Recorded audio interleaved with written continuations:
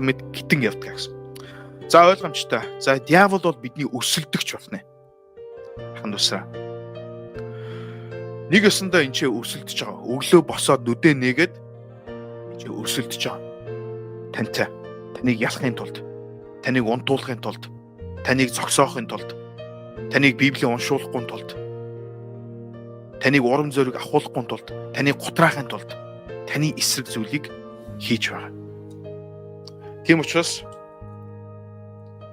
бид нар өглөө босоод хамгийн дөрвөлж бид нар хамаг цагаа эзэн зориулах нь хамгийн чухал байгаа ханд тусраа. Амен. Бүх зүйлийг шинээр шин зүйлийг эзэнд өргөж. Амен.